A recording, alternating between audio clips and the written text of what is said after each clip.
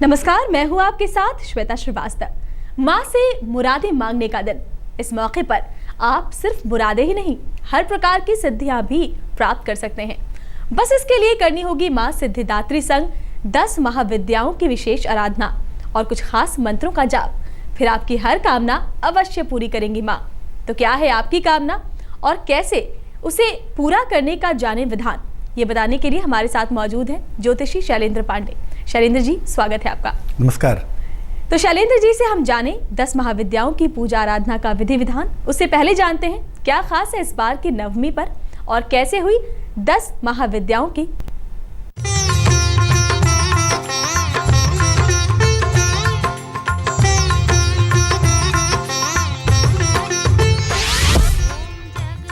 मां के महायज्ञ में अंतिम आहुति।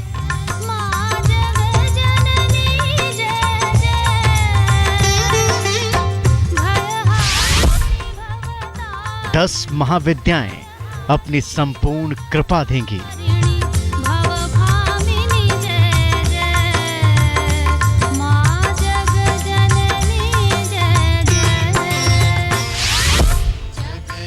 मिलेगा नवरात्र पूजा का महाफल।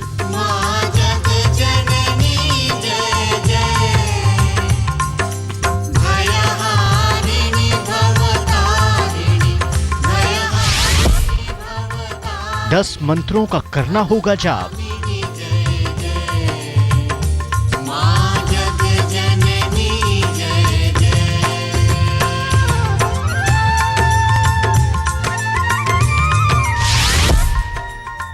भक्तों के लिए खुलेंगे कामयाबी के द्वार। भोर भई दिन चढ़ गया मेरी अम्बे, भोर भई दिन चढ़ गया मेरी अम्बे, हो रही जय जयकार मंदिर विच आरती जय मां, हे दरबारा वाली आरती जय मां। मां की मोहनी मूरत, उनकी शक्ति, उनके भक्ति में डूबे रहने के बाद अब पूजा का महाफल पाने का समय आ गया है। मां के महायज्ञ में आखिरी आहुति डालकर मां के सामने हृदय खोलकर रख दीजिए। इस बार अपनी इच्छाओं, अपने सपनों को मां से बांट लीजिए, क्योंकि यही वो दिन है जब आपकी तपस्या रंग लाएगी और मिलेगा मनचाहा फल। जय मां सूहे चोले वाली आरती जय मां, हे पहाड़ा वाली आरती जय मां।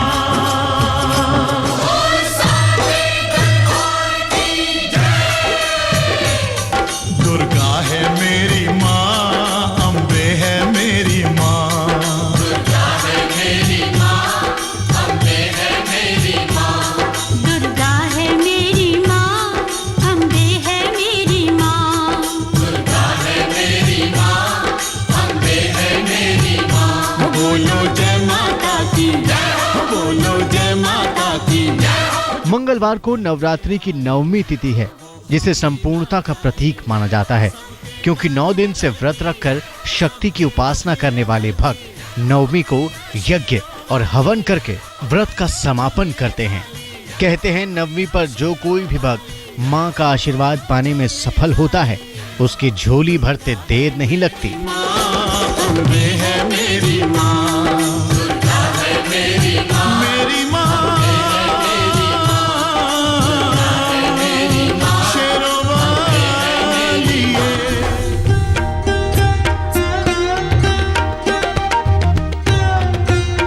इस बार तो नवरात्र की नवमी पुष्य नक्षत्र में आ रही है। 8 अप्रैल को पुष्य नक्षत्र का योग है। ये सुबह 10:30 बजे से अगले दिन यानी 9 अप्रैल की दोपहर 12:59 तक रहेगा। इसमें वाहन, आभूषण, भूमि आदि की खरीदारी विशेष फलदायी साबित होगी। साथ ही अगर आपने नवरात्र के 9 दिनों में अगर मां की पूजा आराधना नहीं की है, तो नवमी की तिथि पर भगवती के सिद्धिदात्री स्वरूप संग 10 महाविद्याओं की पूजा आपको नवरात्रि का संपूर्ण फल दिलाने में मददगार साबित होगी। कहते हैं जो भी इन 10 महाविद्याओं की पूजा करता है उन भक्तों की हर कामना हो जाती है पूर्ण। साधिके शरण्ये त्र्यंबके गौरी नारायणी नमोस्तुते। तो आइए सबसे पहले हम आपको बताते हैं कि ये 10 महाविद्याएं कैसे उत्पन्न हुई। कहानी कुछ इस तरह है। जब भगवान शंकर ने मां पार्वती को उनके पिता के घर जाने के लिए मना कर दिया और खुद पार्वती को छोड़कर जाने लगे तो पार्वती ने गुस्से में 10 रूप धारण कर लिए और उनके इस रूप ने भगवान शंकर को 10 दिशाओं में जाने से रोक लिया। पार्वती के इस रूप से भगवान शंकर भी घबरा गए। उन्होंने पार्वती से पूछा कि ये कौन सा रूप है। तब पार्वती ने शंकर को बताया कि ये 10 रूप 10 महाविद्याएं हैं जिन्हें नाम मिला महाकाली, तारा, त्रिपुर सुंदरी, भुवनेश्वरी, छिन्नमस्ता, त्रिपुर भैरवी, धूमावती, बगलामुखी, मातंगी और कमला। लेकिन मां पार्वती के इन 10 रूपों से निकली 10 महाविद्याएं हासिल करना इतना मुश्किल है कि इन्हें आज तक कोई हासिल नहीं कर पाया सिवाय रावण के। रावण ने जब इन 10 महाविद्याओं को हासिल कर लिया तब उसे कहा गया दशानन।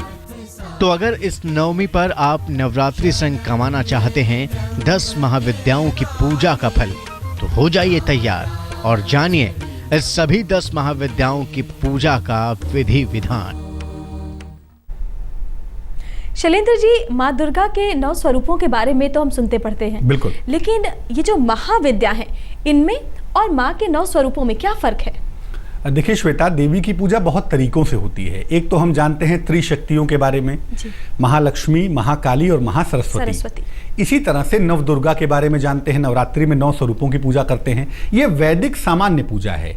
नवदुर्गा की पूजा वैदिक पूजा है जो आम आदमी बहुत आसानी से कर सकता है बिना किसी विधि विधान के, बिना किसी नियम के। लेकिन अगर हम तंत्र की पूजा की बात करें, शक्ति की वास्तविक पूजा की बात करें तो वो पूजा होगी 10 महाविद्या की। महाविद्या जैसा कि नाम से पता चलता है ना, ये वास्तव में महान विद्या का वरदान है। एक से एक शक्तियां और एक से एक सिद्धियां इसके अंदर छुपी हुई हैं। ऐसी ऐसी विद्याओं का आशीर्वाद मिलता है कि आप सोच भी नहीं सकते। 10 महाविद्या की उपासना तंत्र की सबसे बड़ी उपासना है, जिसको करने से देवी की विशेष कृपा मिल सकती है और हर स्वरूप से हर तरह की कामना पूरी होती है। लेकिन चूंकि ये मामला तंत्र का है, इसलिए बिना जानकारी के और बिना गुरु के निर्देशन के न करें तो अच्छा होगा। जी, तो अब जानते हैं 10 महाविद्याओं के बारे में। पहला स्वरूप कौन सा है शैलेंद्र जी? पहला स्वरूप है माँ काली का स्वरूप, और माँ काली के बारे में मुझे लगता है आमतौर पे हम सब जानते हैं। तो माँ काली 10 महाविद्या का प्रथम स्वरूप है। काल का मतलब होता है समय, और काली का मतलब जो समय पर नियंत्रण करना जानती हूँ। तो काली की पूजा करने से आप समय पर नियंत्रण कर लेंगे और मुक्ति मोक्ष का वरदान आपको प्राप्त होगा। तो जिसको भी समय पर नियंत्रण करना है, मुक्ति मोक्ष का वरदान चाहिए, वो माँ काली की उपासना करेगा। जिसके अंदर फियर साइकोसिस है, भय की वृत्ति है, तंत्र मंत्र से जो परेशान हैं, उनके लिए भी माँ काली की उपासना करना विशेष होता है। और माँ काली की उपासना करने का जो विशेष मंत्र है, वो मंत्र नोट करिए। मंत्र है ओम क्रीं कालिकायै नमः, और इस मंत्र का जप करेंगे लाल चंदन की माला से या रुद्राक्ष की माला से। और माँ की पूजा का उपयुक्त समय होगा मध्य रात्रि को। दूसरे स्वरूप के बारे में बताइए। दूसरा स्वरूप है माँ तारा का, और माँ तारा के एक बड़े सिद्ध योगी हुए हैं वामक शेपा, इसलिए इनको बहुत सिद्धियां वाली देवी मानते हैं। ऐसा मानते हैं कि सिद्धियों की प्राप्ति करनी है, चक्र साधना करनी है तो इनकी पूजा करिए। जन्म जन्मांतर के संस्कारों और समस्याओं से निपटने के लिए इनकी पूजा अमोघ होती है। इनकी पूजा से व्यक्ति को चमत्कारी सिद्धियां प्राप्त होती हैं और अज्ञात बाधाओं और कुंडली के दुर्योग नष्ट हो जाते हैं। इनकी पूजा करने से तमाम तरह की राहत प्राप्त होती है। इनकी उपासना का जो मंत्र है वो है ओम ह्रीं श्रीं हूं फट। ओम ह्रीं श्रीं हूं फट। इनके मंत्र का जो जप करेंगे वो रुद्राक्ष की माला से करेंगे, और पूजा का जो उपयुक्त समय होगा वो होगा मध्यरात्रि। अगर आपको सिद्धियां चाहिए, चमत्कार चाहिए, आप चाहते हैं कि बैठे बैठे सुगंध आने लगे, आप चाहते हैं कि बैठे बैठे जादू होने लगे, तो माँ तारा की उपासना करना उपयुक्त होगा। तीसरे स्वरूप के बारे में बताइए, माँ ललिता के बारे में। अक्सर हम लोग दीपावली में पूजा करते हैं श्री यंत्र की। श्री यंत्र श्वेता माँ लक्ष्मी का यंत्र नहीं है, ये माँ ललिता का यंत्र है। इसीलिए जो उनकी पूजा होती है, माँ ललिता का जो पैर है वो श्री यंत्र के ऊपर रखा रहता है। तो धन और संपन्नता के लिए, धन और संपन्नता की जो अधिष्ठात्री देवी हैं वो माँ ललिता मानी जाती हैं, और श्री यंत्र की सिद्धि के लिए इनकी पूजा करना सर्वोत्तम होता है, सबसे ज़्यादा महत्वपूर्ण होता है। इनकी साधना करने वाले को धन की वर्षा का वरदान मिलता है, अपार संपन्नता की प्राप्ति होती है। अगर जीवन में अभाव हो, दरिद्रता हो, मुश्किल हो, तो इनकी उपासना करने से आपको लाभ हो सकता है। और श्री यंत्र का या माँ ललिता की उपासना का जो मंत्र है वो नोट करिए, बहुत विशेष मंत्र है। मंत्र है ह्रीं क ए ई ल ह्रीं ह स क ह ल ह्रीं स क ल ह्रीं। इस अक्षर वाले मंत्र का जप अगर स्फटिक की माला से करेंगे शाम के समय, तो निश्चित रूप से आपको अनंत अखंड धन का वरदान प्राप्त होगा। चौथे स्वरूप की बात करते हैं, माँ भुवनेश्वरी के बारे में बताइए। चौथा स्वरूप माँ भुवनेश्वरी का है। इनकी उपासना से ऐश्वर्य के साथ साथ शक्ति का वरदान भी प्राप्त होता है, यानी धन भी चाहिए, उच्च पद भी चाहिए, प्रभाव भी चाहिए, तो माँ भुवनेश्वरी की उपासना आपको करनी होगी। राजनीति में, पॉलिटिक्स में या प्रशासन के क्षेत्र में जिनको ऊंचे पदों पर रहना है, ऊंचे पदों का वरदान चाहिए, उनके लिए माँ भुवनेश्वरी की पूजा विशेष कल्याणकारी लाभदायक होती है। इनका जो बेसिक मंत्र है वो मंत्र नोट करें। मंत्र है ओम ऐं ह्रीं श्रीं नमः।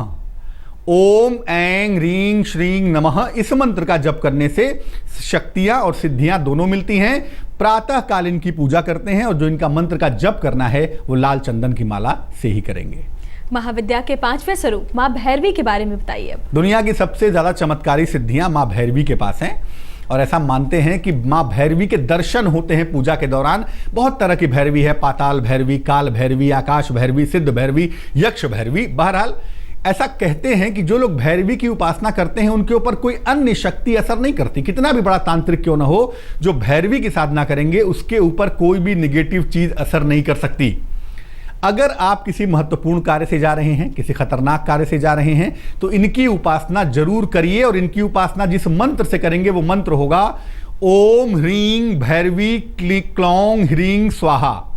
ओम ह्रीं भैरवी क्लौं ह्रीं स्वाहा। इस मंत्र का जप करेंगे लाल चंदन की माला से, और जब सूर्यास्त हो रहा हो, संध्या काल हो रहा हो, उस समय इनकी पूजा करना उत्तम होगा।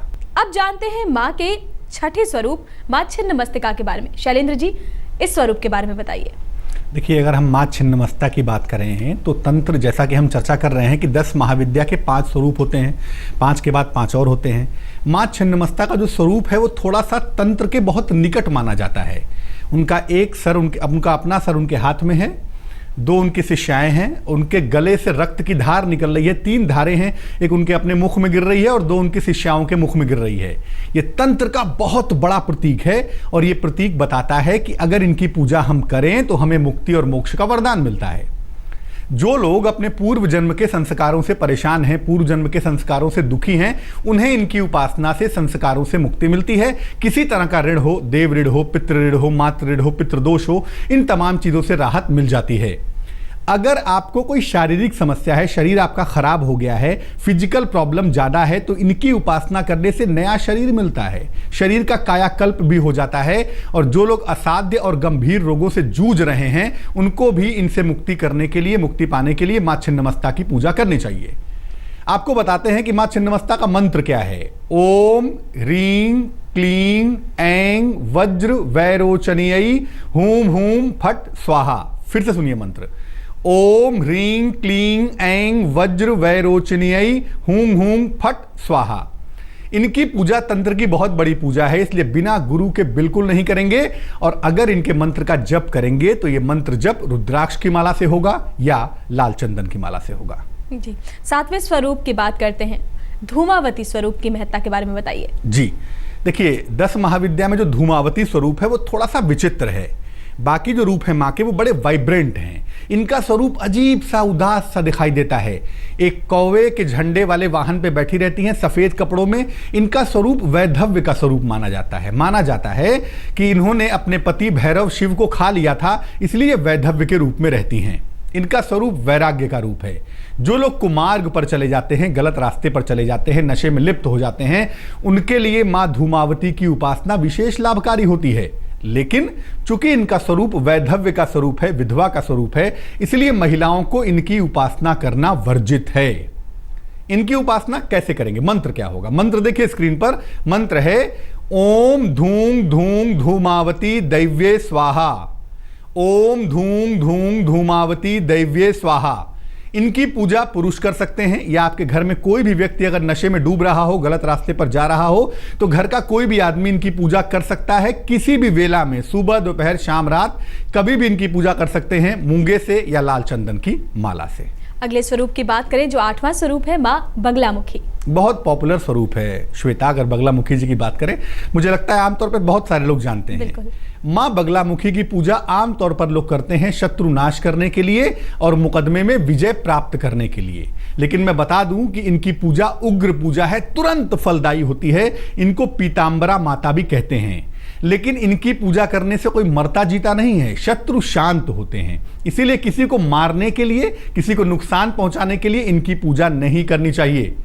अगर कोई मुकदमा आपको परेशान कर रहा है, विरोधी समस्या पैदा कर रहे हैं, तब मां बगलामुखी की पूजा करनी चाहिए। इनका एक सरल मंत्र आपको बताते हैं, ह्रीं बगलामुखी ह्रीं। ह्रीं बगलामुखी ह्रीं, इस मंत्र से इनकी पूजा करेंगे और इनकी पूजा का उपयुक्त समय मध्य दोपहर है या मध्य रात्रि है, और इनके मंत्रों का जाप हल्दी की माला से करना चाहिए। आज हम आपको बता रहे हैं कैसे आप 10 महाविद्याओं की पूजा करके पूजा का 10 गुना फल प्राप्त कर सकते हैं। अब बात करते हैं माँ के नवे स्वरूप माँ मातंगी की। बिल्कुल, 10 महाविद्या में जो नवा स्वरूप है वो माँ मातंगी का है। हम 8 स्वरूपों की चर्चा कर चुके हैं। जिन लोगों को वाणी की सिद्धि चाहिए, ज्ञान की शक्ति चाहिए और जिनको सम्मोहन चाहिए, हिप्नोटिज्म की ताकत चाहिए, उनके लिए इनकी पूजा विशेष मानी जाती है।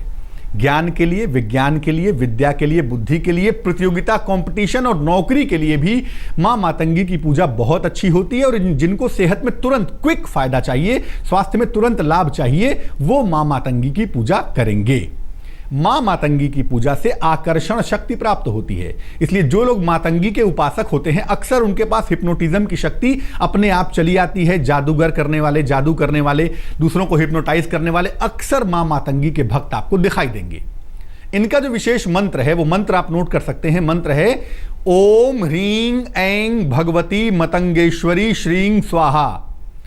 ओम ह्रीं ऐं भगवती मतंगेश्वरी श्रीं स्वाहा, ये मां मातंगी का मंत्र है। इसका जप करने से सिद्धियां प्राप्त होंगी। इनकी पूजा करते हैं सुबह के समय, प्रातः काल के समय, और शंख की माला से, छोटे छोटे शंखों की माला आती है उससे, या रुद्राक्ष की माला से इनके मंत्रों का जप करना लाभकारी होगा। चलिए अब माँ के 10वें स्वरूप माँ कमला के बारे में जानते हैं। बहुत सारे लोगों को श्वेता ऐसा लगता है कि कमला लक्ष्मी का ही नाम है।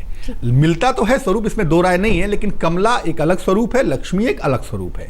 मां कमला की अगर बात करें, जितना भी दुनिया में सौंदर्य आप देख रहे हैं ना, चाहे वो फूलों का हो, चाहे वो पुरुष का हो, चाहे वो स्त्री का हो, कैसा भी रूप सौंदर्य हो, धन और संपत्ति है, ये सब मां कमला की कृपा से ही प्राप्त होती है। सुंदरता का वरदान चाहिए, दरिद्रता का नाश करना है, कर्जों का छुटकारा चाहिए आपको, आकस्मिक धन चाहिए, आकर्षक व्यक्तित्व चाहिए, चमक चाहिए, तेज चाहिए, बहुत सुंदर खूबसूरत बनना है, तो मां कमला की उपासना करेंगे। और इनकी उपासना करने से धन की वर्षा भी होती है और खूबसूरती की वर्षा भी होती है। मंत्र क्या है इनका? इनका मंत्र है ओम ह्रीं श्रीं कमले कमलालये प्रसीद प्रसीद महालक्ष्मी नमः। फिर से नोट करें मंत्र, ओम ह्रीं श्रीं कमले कमलालये प्रसीद प्रसीद महालक्ष्मी नमः। ये मां कमला का मंत्र है। इनकी पूजा का सही समय होता है सूर्यास्त के समय, संध्या काल के समय, या मध्य रात्रि में करना चाहिए। और इनके मंत्रों का जप कमलगट्टे की माला से करें या स्फटिक की माला से करें। जी, अब 10 महाविद्याओं के स्वरूप के बारे में तो हमने जान लिया। अब ये बताइए कि किस विधि विधान से इनकी पूजा करें ताकि इनकी प्रसन्नता हमें प्राप्त हो।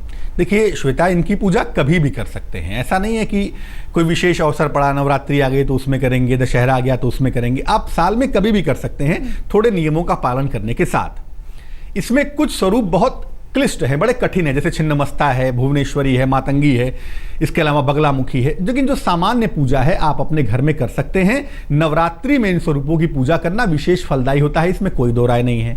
मान लिया आप नवरात्रि में रोज पूजा नहीं कर पाए 10 महाविद्या की, तो कोशिश करिए कि नवमी तिथि के दिन 10 महाविद्या में सब 10 विद्याओं को याद करिए, 10 का मंत्र एक एक माला कम से कम जप लीजिए, 10 की पूजा कर लीजिए। अगर आपको कोई विशेष उपलब्धि चाहिए, कुछ विशेष फायदा लेना है, तो नवमी तिथि के दिन किसी एक स्वरूप की विशेष पूजा करिए। जैसे अगर शत्रु और विरोधी को शांत करना है, अगर आपको मुकदमे से मुक्ति पानी है, तो नवमी के दिन मां बगलामुखी के मंत्रों का जप करिए हल्दी की माला से।